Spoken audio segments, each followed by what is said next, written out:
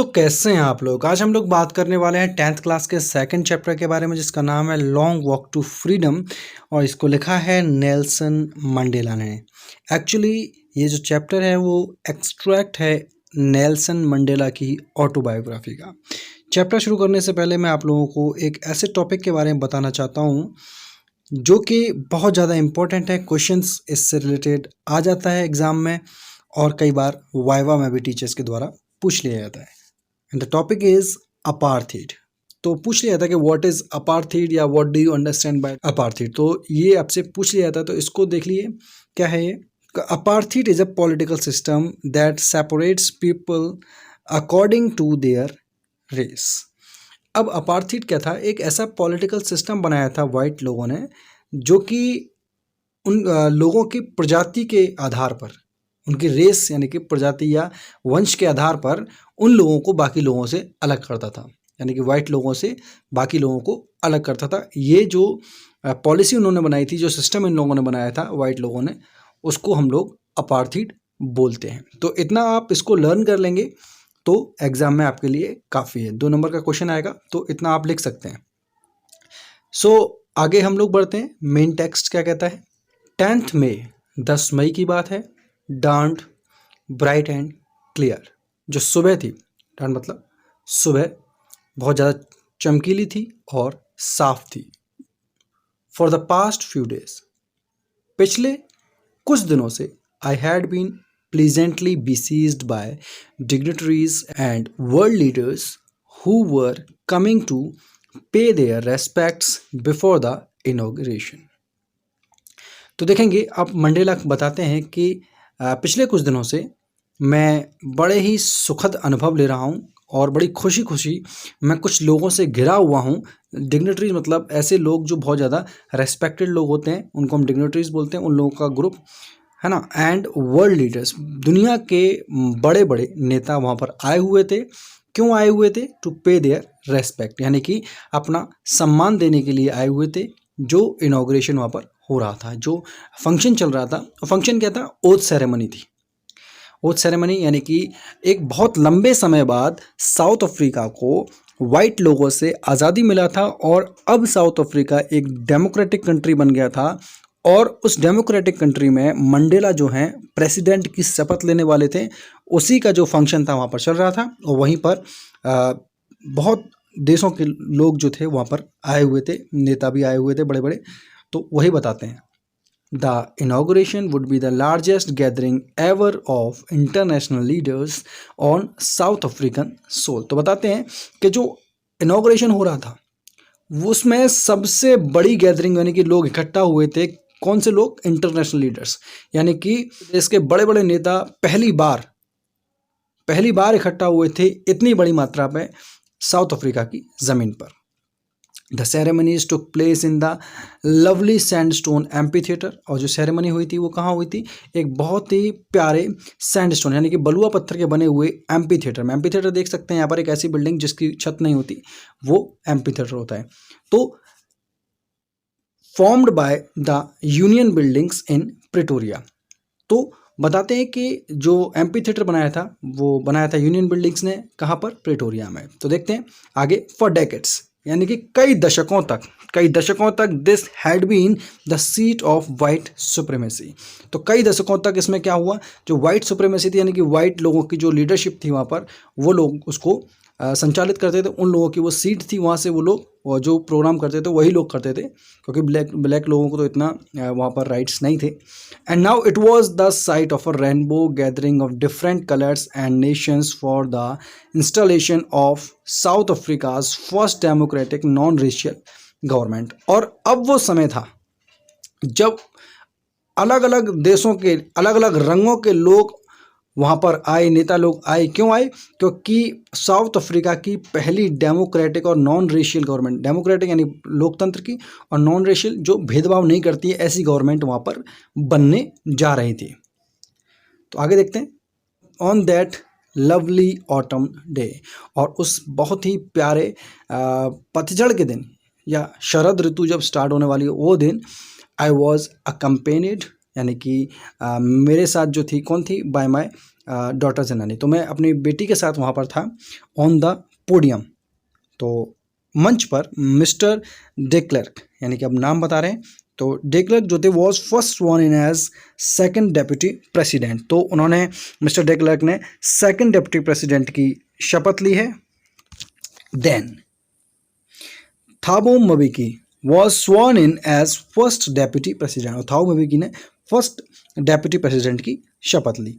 When it was my turn, और जब मेरी बारी आई, I pledged to obey and uphold the constitution and to devote myself to the well-being of the republic and its people। तो जब मेरी बारी आई, मैंने शपथ ली मानने की और आगे बढ़ाने की कॉन्स्टिट्यूशन को, यानी कि उसका जो संविधान बनाया गया था देश का, उसको आगे बढ़ाने की और उसको मानने की मैंने शपथ खाई, और अपने आप को पूरी तरीके से समर्पित कर देने की शपथ खाई। किस लिए? देश की तरक्की के लिए और उसके लोगों की तरक्की के लिए। To the assembled guest and watching world, और जो वहाँ पर जो गेस्ट इकट्ठे हुए थे उनसे, और बाकी पूरी दुनिया जो हमारी तरफ देख रही थी उस दिन, उनसे आई सेड, मैंने कहा, today all of us do by our presence here, आज हम सभी यहाँ पर मौजूद हैं, कॉन्फर देने के लिए glory and hope to newborn liberty. तो नई नई जो आज़ादी हमको मिली है उसको हम लोग नई उम्मीद देने के लिए और वैभव देने के लिए, कॉन्फर यहाँ देखेंगे, देने से मतलब है देने के लिए, यहाँ पर सभी लोग हम यहाँ पर हैं। Out of the experience of an extraordinary human disaster that lasted too long, एक हमने एक ऐसा एक्सपीरियंस, ऐसा अनुभव लिया है, किस चीज़ का? एक्स्ट्रा ऑर्डिनरी ह्यूमन डिजास्टर, यानी कि बहुत बुरी तरीके से इंसानों का जो पतन हुआ है पिछले कुछ समय पर, उसका हमको एक्सपीरियंस है। उसके बाद जो कि बहुत लंबे समय तक चला, उसके बाद भी जो सोसाइटी हमारी बननी चाहिए, उसके बाद जो सोसाइटी बननी चाहिए, which all humanity will be proud, तो हम उस सोसाइटी को जन्म देंगे जिस पर के पूरा का पूरा इंसानियत क्या करेगा? प्राउड फील करेगा, गर्व करेगा।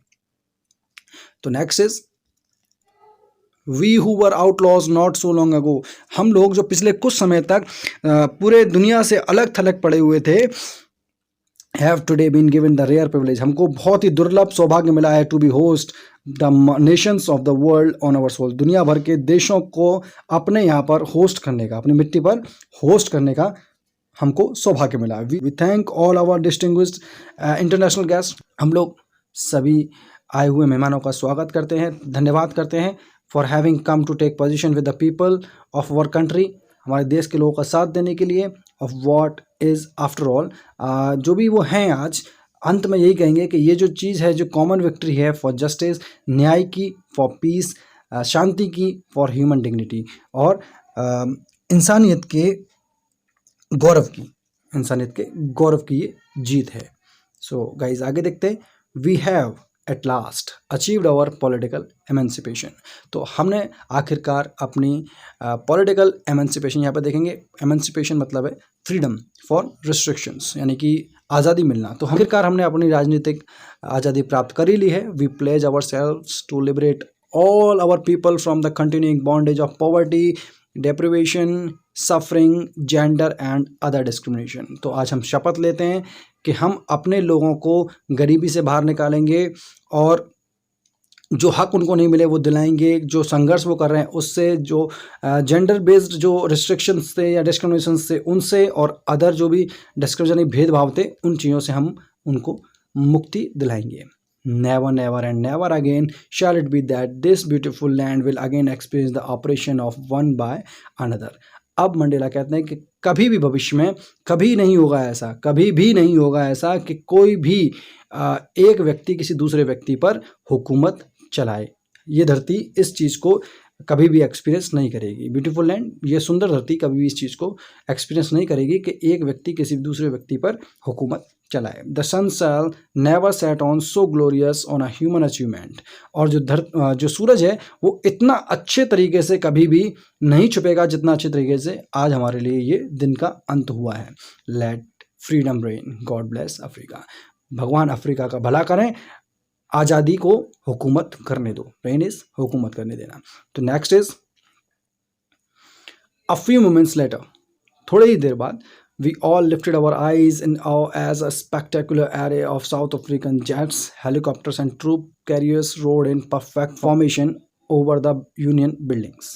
तो अभी थोड़ी देर के बाद ही हम लोगों ने अपनी आंखें ऊपर उठाते तो क्या देखते हैं कि साउथ अफ्रीकन जेट निकल के जा रहे हैं एक विशेष तरीके का कलरफुल डिस्प्ले करते हुए। अरे यहाँ पर देख सकते हैं कि एन इम्प्रेसिव डिस्प्ले, तो एक डिस्प्ले करते हुए हेलीकॉप्टर जा रहे हैं, अब अफ्रीकन जेट्स जा रहे हैं।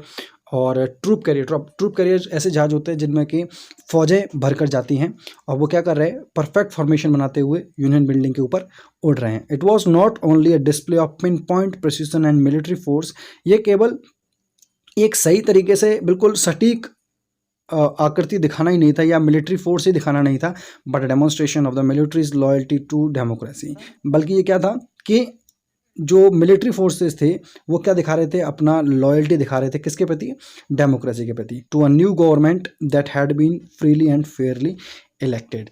और उस गवर्नमेंट के, नई गवर्नमेंट के प्रति जो कि बिल्कुल आज़ाद तरीके से और फेयर तरीके से, अच्छे तरीके से चुनी गई है, यानी कि उसमें कोई भी अनफेयर मीन यूज़ नहीं हुआ है। इस तरीके से चुनी हुई सरकार के प्रति वो लोग क्या दिखा रहे हैं, लॉयल्टी दिखा रहे हैं। Only moments before, the highest generals of South African Defence Force and police their chests bedecked with ribbon and medals from days gone by saluted me। अब यहाँ पर मंडेला कहते हैं कि कुछ ही देर पहले क्या हुआ था कि जो बड़े बड़े जनरल्स थे साउथ अफ्रीका के, पुलिस के जो जनरल्स थे साउथ अफ्रीकन फौज या पुलिस के, उनके जो सीने थे वो रिबन्स से और मेडल्स से सजे हुए थे, बेडेक में सजे हुए थे, फ्रॉम डेज गॉन बाय, कुछ समय पहले ही सल्यूटेड मी, और उन लोगों ने मुझे सल्यूट किया, एंड प्लेस्ड और शपथ ली देयर लॉयल्टी, अपनी ईमानदारी के प्रति। आई वॉज नॉट अनमाइंडफुल, मैं भूलूंगा नहीं, अनमाइंडफुल देख सकते हैं, एक ऐसी चीज़ जिसका हम लोग उस चीज़ से अवेयर होते हैं कि मुझे अब भी याद है या मैं भूला नहीं हूँ, of the fact that not so many years before, कि कुछ सालों पहले they would not have saluted but arrested me, कि उन्होंने कुछ सालों पहले मुझे सल्यूट नहीं किया था बल्कि मुझे गिरफ्तार किया था।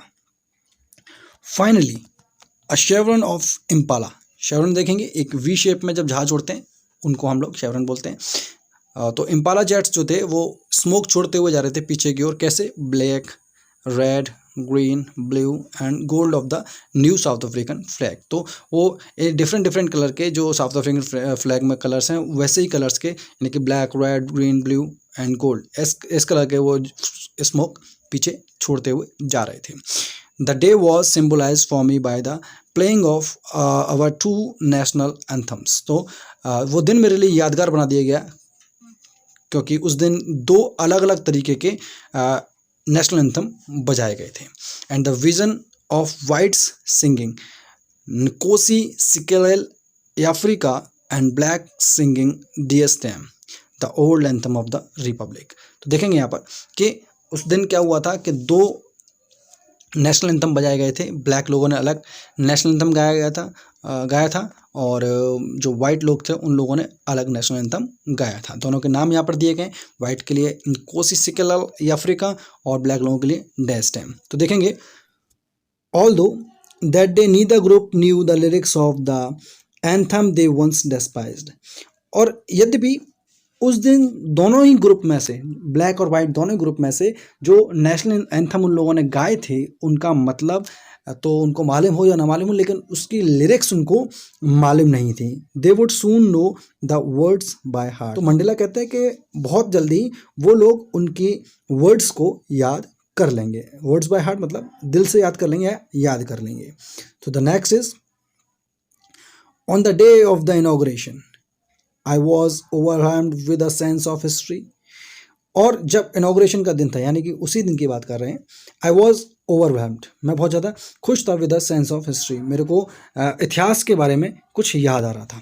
In the first decade of the 20th century, अगर 20वीं शताब्दी के पहले दशक के बारे में बात की जाए, a few years after the bitter Anglo Boer war, तो बता रहे हैं कि एंग्लो बॉयर वॉर के कुछ समय बाद की बड़ी कड़वी याद बता रहे हैं।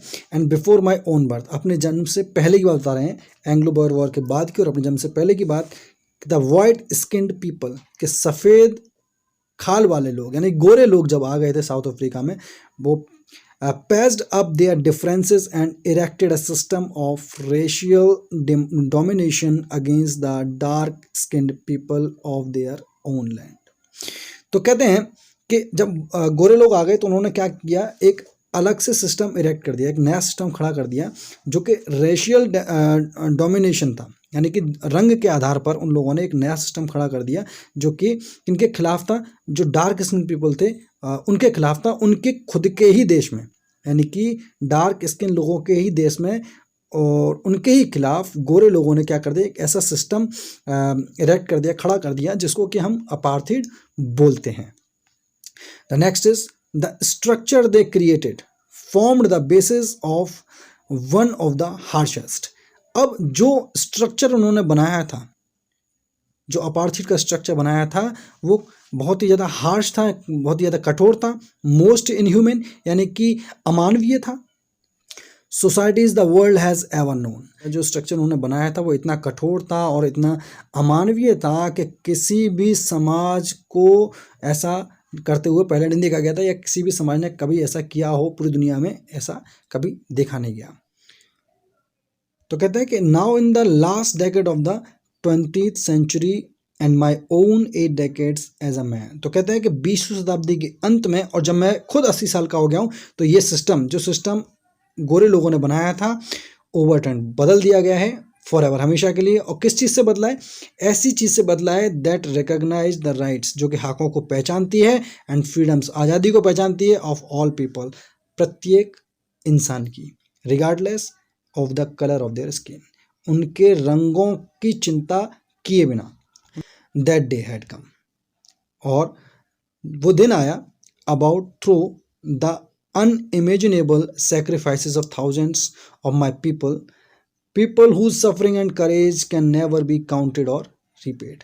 That day had come about through, और वह दिन भी आया जब unimaginable sacrifices of thousands of my people, जब मुझे मेरे ही देश के हजारों लोगों के अनइमेजिनेबल, यानी कि मैं कल्पना भी नहीं कर सकता, इतने उन लोगों ने सेक्रीफाइस किए हैं, वो चीज़ मेरे दिमाग में आ गई।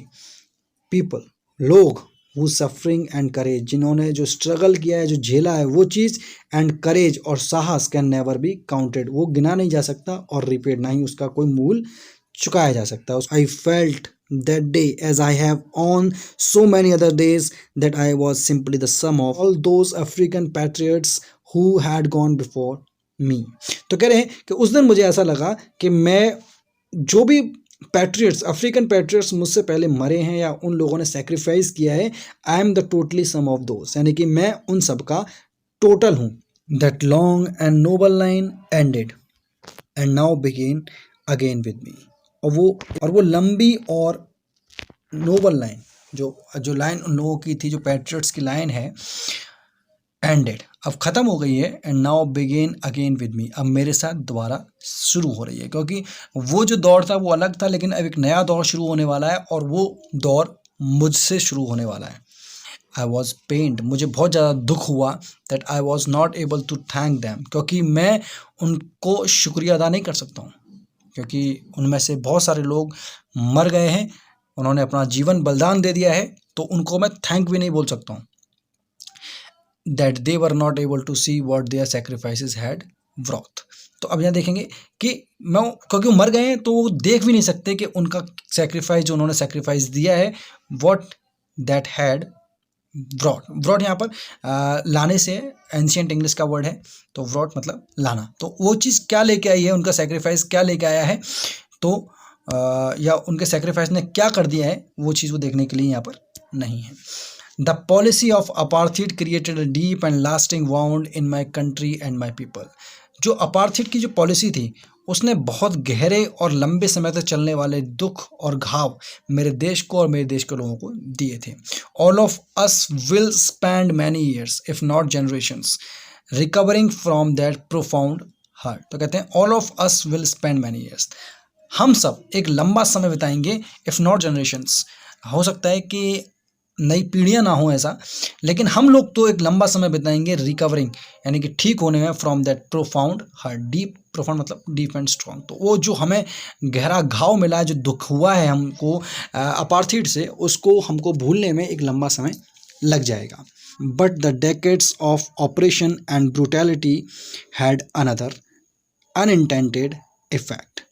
अब मंडेला कहते हैं कि जो दशकों तक जो हमारे ऊपर हुकूमत की गई और जो हमारी ब्रूटैलिटी मतलब होता है कि बहुत ही ज़्यादा निर्ममता की गई हमारे साथ में, उसका एक दूसरा फेस भी था। वो कौन सा था?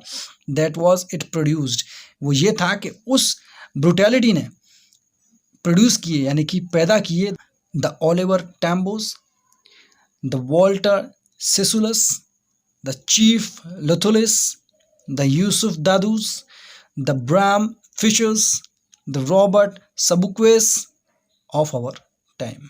तो बोलते हैं कि जब उनकी हुकूमत चल रही थी वाइट लोगों की और उनकी ब्रूटैलिटी चल रही थी, अपार्थिड इतना हार्श था हम लोगों के लिए कि उस चीज़ से हमारे यहाँ पर ऐसे ऐसे महान लोग जो पैट्रियट्स थे, आज़ादी के लिए लड़े। अगर हम लोग अपने इंडिया की बात करें तो 1947 से पहले जब ब्रिटिश रूलर्स थे हमारे यहाँ, तो हमारे यहाँ पर भी उनके टॉर्चर से भगत सिंह जैसे, राजगुरु जैसे, सुखदेव जैसे और चंद्रशेखर आज़ाद जैसे, नेताजी सुभाष चंद्र बोस जैसे कई सारे ऐसे फ्रीडम फाइटर्स हुए जिन्होंने अपनी जान तक दे दी इंडिया को आज़ादी दिलाने के लिए। तो वैसे ही ये भी बता रहे हैं कि उनकी ब्रुटैलिटी से, यानी कि जो अपार्थिड जो था, वो ब्रुटैलिटी जो होती थी अपार्थिड के नाम पर, उससे हमारे यहाँ पर कई सारे ऐसे लोग पैदा हुए जो कि एक्स्ट्रा ऑर्डिनरी थे, man of such extraordinary courage, यानी कि उनका जो साहस था उनमें वो एक्स्ट्रा ऑर्डिनरी था। विजडम एंड जेनरोसिटी, उधर ज़्यादा ज्ञान था, बुद्धि थी, उदारता थी, साहस था, ये सब था। That their like may never be known again, कि वैसी चीज़ें अब दोबारा कभी भी नहीं जानी जा सकती। Perhaps it's requires such depths of operation, यानी कि शायद अब इतना ही गहरा, इतनी ही गहराइयों वाला हुकूमत चाहिए जिसमें कि बहुत ज़्यादा टॉर्चर हो to create such heights of character. इस तरीके के कैरेक्टर्स को पैदा करने के लिए इस बहुत ही गहराई वाले, जो गहराई वाला, जो टॉर्चर वाला, जो जिस तरीके से अपार्थिड को फॉलो कराने वाला जो ऑपरेशंस थे, वैसे ऑपरेशंस फिर चाहिए इस तरीके के कैरेक्टर्स पैदा करने के लिए। कहा भी जाता है कि जो लोहा होता है वो कुंदन बनता है जब आग में तपाया जाता है। तो यानी कि जब ऑपरेशंस का जब उनके ऊपर बहुत ज़्यादा टॉर्चर हुआ, तब वो लोग एक कॉमन पीपल से एक स्पेशल पीपल बन गए जिनके अंदर करेज था, विजडम था, जेनरोसिटी था, सब कुछ था। तो मंडेला उनके बहुत ज़्यादा ऑब्लाइज्ड हैं ऐसे लोगों के। तो next is my country is rich in the minerals and James that lie beneath it's soil. मेरी जो देश है, मेरा कंट्री है, वो बहुत ज़्यादा धनी है किस चीज़ में? मिनरल्स, यानी कि हमारे यहाँ मिनरल्स ज़्यादा होते हैं, खनिज ज़्यादा होते हैं, एंड जेम्स, और रत्न निकलते हैं, बहुमूल्य पत्थर जिनको बोलते हैं, जेम्स होते हैं। दैट लाई, जो कि रहते हैं कहाँ कहाँ पाए जाते हैं? बीनीथ इट्स सॉइल, यानी कि मिट्टी के नीचे, हमारी मिट्टी के नीचे बहुत सारे खनिज और कीमती पत्थर पाए जाते हैं। But I have always known that it's greatest wealth is it's people. लेकिन मैं हमेशा यही कहूँगा कि उसका सबसे ज़्यादा, जो सबसे बड़ा धन है, मेरे देश का जो सबसे बड़ा धन है वो क्या है? उसके लोग हैं। फाइनर एंड ट्रूअर, अच्छे और सच्चे, देन द प्योरेस्ट डायमंड, यानी कि सबसे प्योर अगर कोई डायमंड है उससे भी अच्छे हैं और उससे भी सच्चे हैं, यानी कि हमारे देश के लोग बहुत ज़्यादा सच्चे और अच्छे हैं, ऐसा मंडेला अपने देश के लोगों के लिए कहते हैं। It is from these comrades in the struggle that I learn the meaning of. अब बताते हैं उन्होंने स्ट्रगल किया है, इन्हीं साथियों की वजह से I learn the meaning of courage, मैंने साहस का सही मतलब सीखा है। Time and again I have seen man and women risk and give their lives for an idea. एक विचार के लिए, जो विचार क्या था? आज़ादी के विचार के लिए मैंने देखा है समय समय पर कि मेरे देश के आदमियों ने और औरतों ने अपनी ज़िंदगी पर रिस्क लिया है और कई बार अपनी ज़िंदगी दे भी दी है। तो आगे देखते हैं। I have seen man stand up to attacks and torture without breaking, showing a strength and resilience that defies the imagination. मेरी सोच को भी जो चीज़ चुनौती देती है वो ये कि मैंने उन आदमियों को देखा है, मैंने अपने यहाँ के ऐसे आदमियों को देखा है जो अटैक्स और टॉर्चर्स के सामने बिना टूटे हुए खड़े रहते थे, साहस दिखाते हुए। I learn it that courage was not the absence of fear. मैंने सीखा कि करेज वह नहीं है जिससे कि जो भय है वो गायब हो जाए। भय का गायब होना साहस नहीं कहलाता है, but the triumph over it, लेकिन भय के ऊपर जीत ही साहस कहलाई जाती है। द ब्रेव मैन, बहादुर व्यक्ति, इज नॉट ही, वह नहीं है, who does not feel afraid, जिसको भय नहीं लगता है, बट ही, लेकिन वह है, हु कॉन्कर्स दैट फियर, जो कि भय को जीत लेता है। यानी कि भय को छुपा देना बहादुरी नहीं है, बल्कि भय को जीत लेना ही बहादुरी होती है, ऐसा मंडेला कहते हैं। No one is born hating another person because of the colour of his skin, कोई भी व्यक्ति किसी भी व्यक्ति के शरीर के रंग को देखकर घृणा करते हुए पैदा नहीं होता। यानी कि कोई भी पैदाइशी किसी व्यक्ति को घृणा नहीं करता कि तू काला है या तू गोरा है, और इस बैकग्राउंड या उसका बैकग्राउंड कैसा है, और इस रिलीजन या उसका धर्म कौन सा है। People must learn to hate. अब मंडेला यहाँ पर एक बात कहते हैं कि लोगों को नफरत करना सीखना चाहिए, and if they can learn to hate, और यदि वो नफरत करना सीख सकते हैं, they can be taught to love, तो उन्हें प्यार करना भी सिखाया जा सकता है। For love comes more naturally to the human hearts. अब वो कहते हैं क्योंकि जो प्यार करना है वो तो प्राकृतिक रूप से इंसानों के दिल में आ ही जाता है, देन इट्स अपोजिट, नफरत की बजाय। देखेंगे मंडेला के कहने का मतलब सिर्फ इतना है कि लोग एक दूसरे से प्रेम करना तो नेचुरली सीख जाते हैं, लेकिन नफरत करना उनको सिखाया जाता है। तो वही है, आगे देखते हैं। Even in the grimmest times in the prison, तो यहाँ पर देखेंगे कि अपने जेल के समय की बता रहे हैं। व्हेन माय कॉमरेड्स, जब मेरे साथी लोग थे, and I were push to our limits, push to our limit मतलब हमको इतना टॉर्चर किया गया कि हम बिल्कुल टूट जाएं। पुश टू अवर लिमिट मतलब लास्ट पॉइंट तक पहुंचा देना, झेलने की अंतिम सीमा तक। तो वही कह रहे हैं कि even in the grimmest times in the prison, जब जेल का बहुत दुखद समय था उस समय भी, व्हेन माय कॉमरेड्स, मेरे साथी थे, एंड मैं वर पुश टू अवर लिमिट्स, हम अपनी सीमाओं तक हमें पीटा गया, यानी कि अंतिम सीमा तक हमें टॉर्चर किया गया। I would see a glimmer of humanity in one of the guards. अब यहाँ पर देखेंगे कि जब वो जेल में थे तो वहाँ पर उन्होंने एक गार्ड को देखा और उनको उसमें दिखाई दिया ह्यूमैनिटी की एक झलक दिखाई दी। ग्लिमर इज झलक ऑफ ह्यूमैनिटी, तो उनको ह्यूमैनिटी की एक झलक दिखाई दी, किसमें, in one of the guards. यहाँ पर जो जेल में जो गार्ड थे उनमें से एक में उनको इंसानियत की झलक दिखाई दी।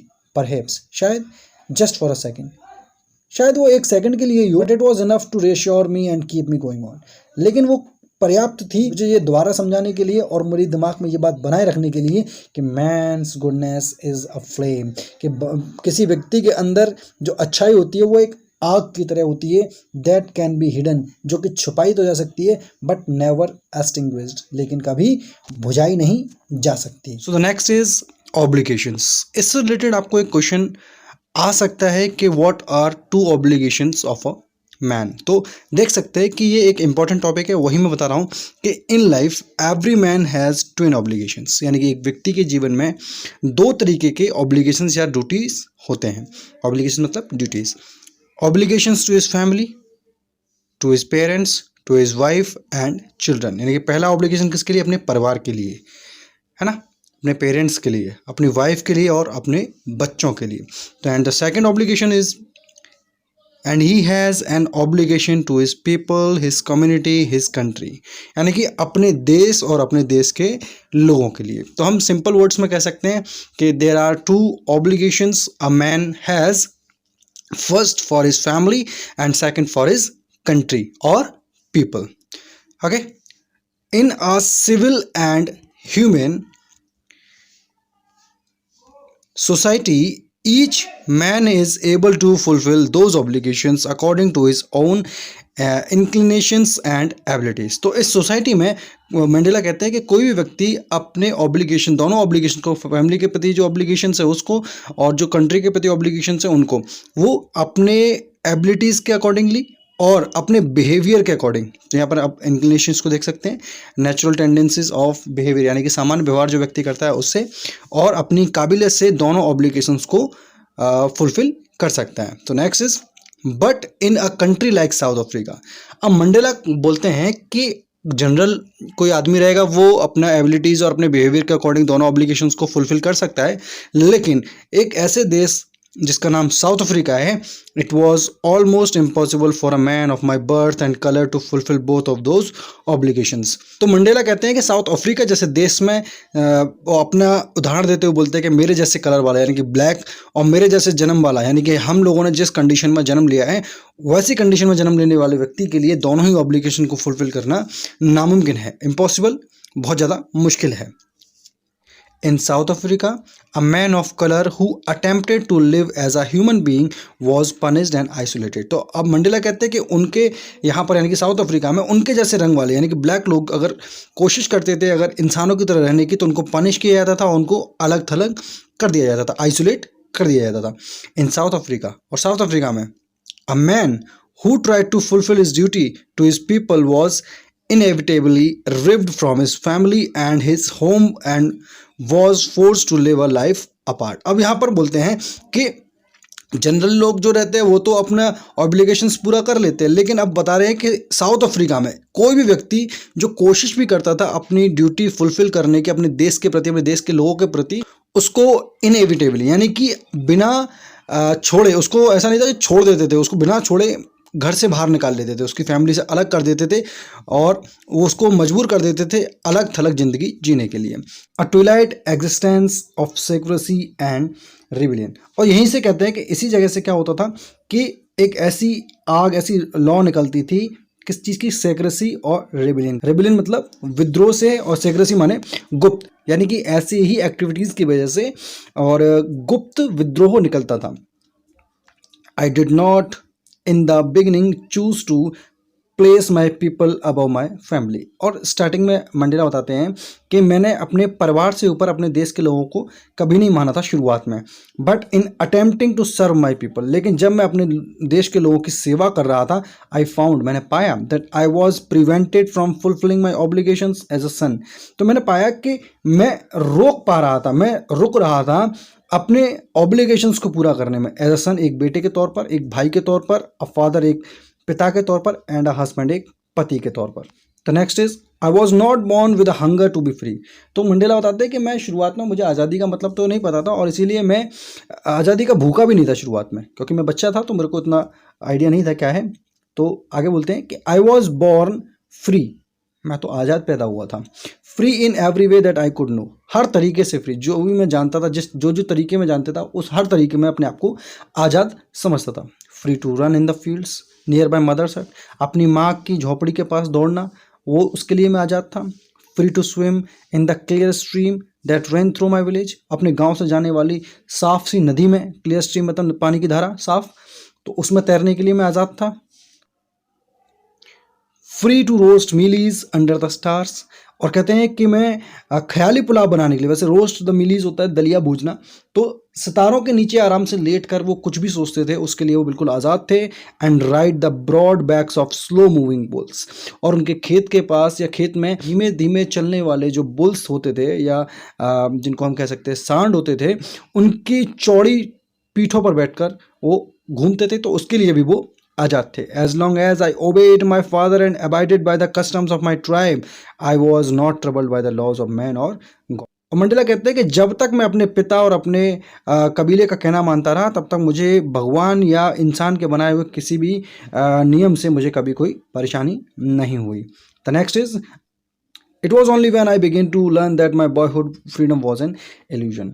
अब मंडेला कहते हैं कि मेरे को एक समय ऐसा आया जब मैं बड़ा हो गया तो मुझे मालूम चला कि मैं बचपन में, अपने जो मेरा बचपना था उसमें आज़ादी को आज़ादी मानता था, वो सिर्फ एक इल्यूजन था मेरे लिए। इल्यूजन मतलब होता है कि ऐसी कोई चीज़ जो वास्तव में ना हो लेकिन हमको लगती है कि है, तो उसको हम लोग इल्यूजन बोलते हैं।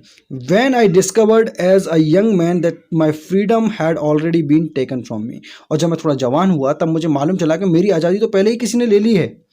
That I began to hunger for it, और उसके बाद मुझे उसके प्रति भूख जागृत हो गई, यानी कि मैं आज़ादी के लिए भूखा सा रहने लगा, मुझे आज़ादी चाहिए थी। उसके बाद मुझे जब मालूम चला कि ये आज़ादी आज़ादी नहीं है, वास्तव में तो मेरी आज़ादी किसी ने ले रखी है, छीन रखी है।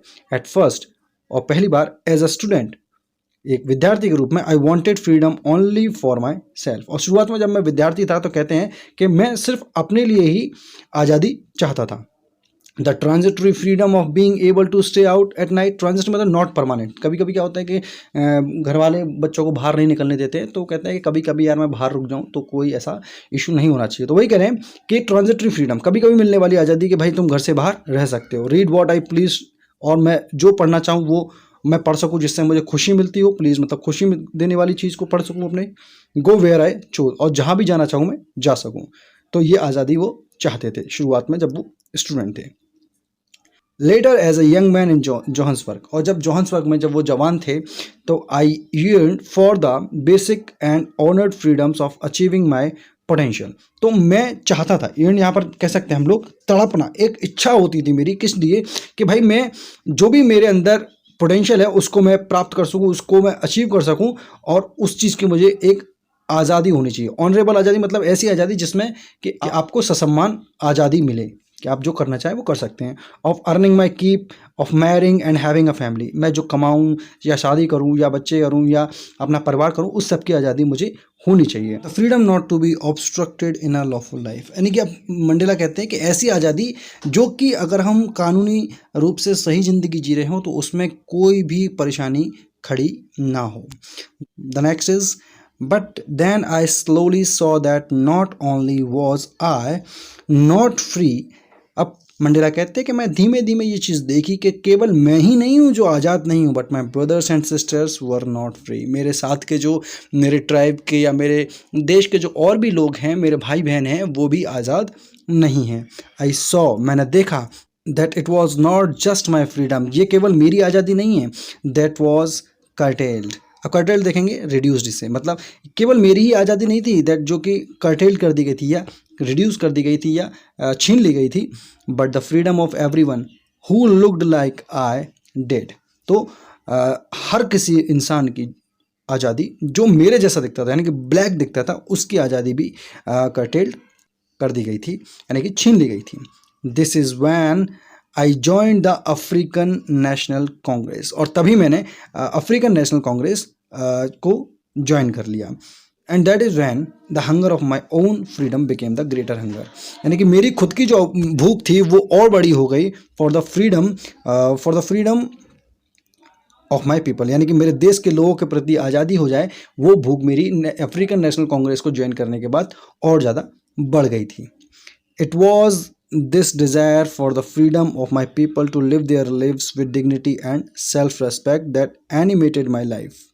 अब मंडेला कहते हैं कि यही वो इच्छा थी, इट वॉज दिस डिज़ायर, यही इच्छा थी कि मेरे जो लोग हैं, मेरे साथी हैं, मेरे देश के जो लोग हैं, वो अपनी ज़िंदगी को डिग्निटी और सेल्फ रेस्पेक्ट के साथ जी पाएँ, यही मेरी इच्छा थी।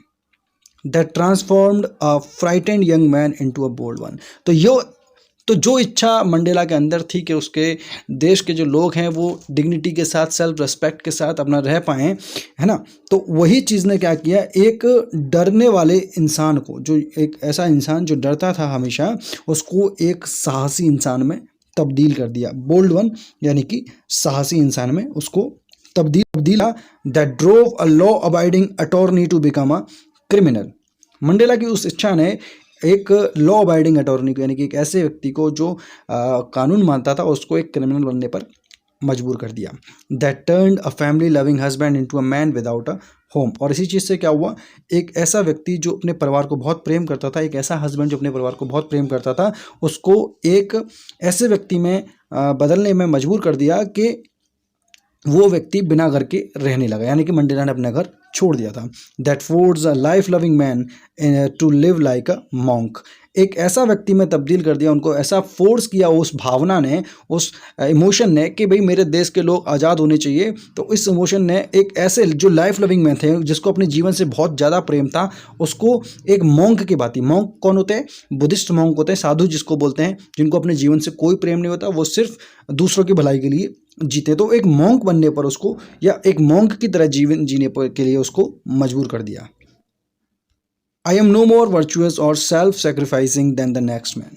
ऐसा नहीं हूँ कि मैं सामने कोई आदमी मेरे खड़ा हुआ है तो मैं कहीं उससे ज़्यादा सेल्फ सेक्रीफाइसिंग हूँगा या वर्चुअस यानी कि अच्छे गुण वाला हूँगा, ऐसा नहीं है। यानी कहने का मतलब ये है मंडेला का कि मैं बहुत ज़्यादा कोई अच्छे गुणों वाला या सेक्रीफाइस करने वाला व्यक्ति नहीं हूँ, but I found that I could not even enjoy the poor and limited freedoms I was allowed when I knew my people were not free. तो वो मंडेला कहते हैं कि लेकिन मैं जानता हूँ, इतना जानता हूँ कि मैं अपनी जो मेरे को थोड़ी बहुत आज़ादी मिली थी उसको मैं एंजॉय नहीं कर सकता, क्योंकि बाकी के जो लोग हैं मेरे वो आज़ाद नहीं है। जब मुझे ये मालूम है कि मेरे बाकी के लोग आज़ाद नहीं हैं तो मेरे को कुछ थोड़ी बहुत अगर आज़ादी मिलती भी है तो मैं इसको एंजॉय नहीं कर सकता।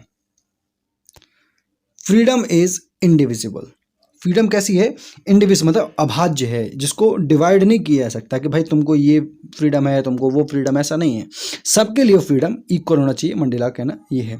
The chains on any one of my people were the chains on all of them. Mandela कहते हैं कि अगर मेरे देश के किसी भी व्यक्ति के ऊपर अगर गुलामी की जंजीर है तो मान लीजिए कि मेरे पूरे देश के ऊपर गुलामी की जंजीर है।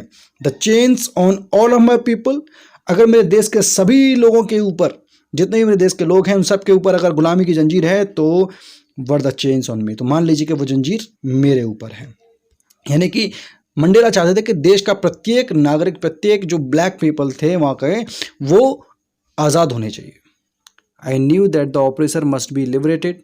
मैं जानता था कि ऑपरेसर यानी कि किसी के ऊपर जो हुकूमत करता है वो व्यक्ति भी आज़ाद होना चाहिए, just as surely as the oppressed. जिनके ऊपर हुकूमत की जा रही है उनके साथ साथ जो हुकूमत कर रहा है वह भी आज़ाद होना चाहिए। अब ऐसा मंडेला क्यों कहते हैं ये हम थोड़ा सा आगे जाने के बाद सीखेंगे।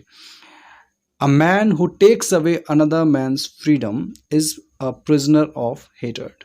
अब यहाँ पर मंडेला कह रहे हैं कि जो व्यक्ति दूसरों के ऊपर हुकूमत करता है या दूसरों की आज़ादी छीन लेता है वह खुद भी एक कैदी के समान है। वो कैदी कौन? हेटर्ड यानी कि नफरतों का कैदी है वो, यानी कि लोग उसको नफरत करेंगे। He is locked behind the bars of prejudice and narrow mindedness.